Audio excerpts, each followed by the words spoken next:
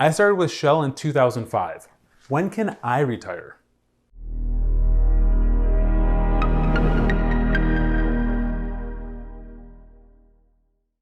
Today, we're going to look at health insurance for Shell employees that started with Shell before 2006.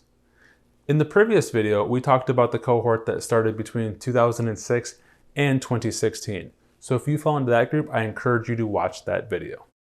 Now, for those of you that started with Shell before 2006, we'll talk about your eligibility and your benefit. The eligibility is the same. You still need to reach at least age 50 and have at least 80 points of service, or 80 points.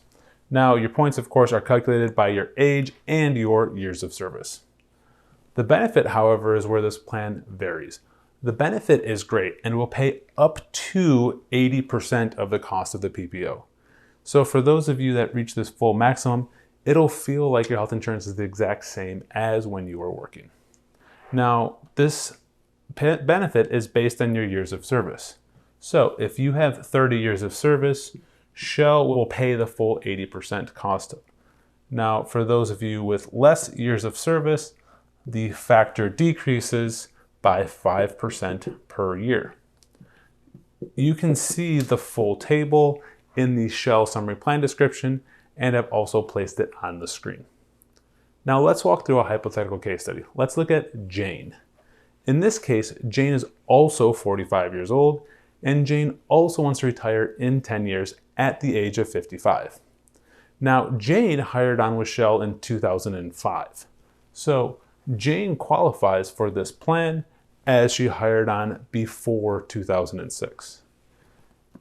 In 10 years, Jane will be 55 years old and will have 28 years of service. Therefore, Jane will have 83 points, meeting the point threshold and the age threshold. And of course, Jane is already on Shell's health insurance at retirement. Now, as Jane will have 28 years of service, we then need to go look at the table to calculate her benefit.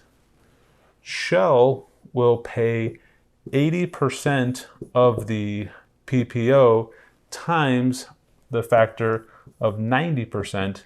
So Jane has Shell paying 72% of her health insurance premium, and therefore then Jane is responsible for the other 28%.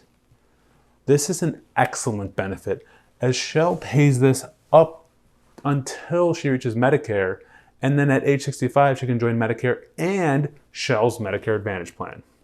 So for those of you that hired on with Shell before 2006, make sure you're looking at your eligibility when making your decisions about your future plans.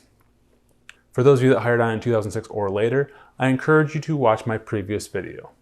I also encourage any of you to reach out to me if you have any questions about Shell's benefits.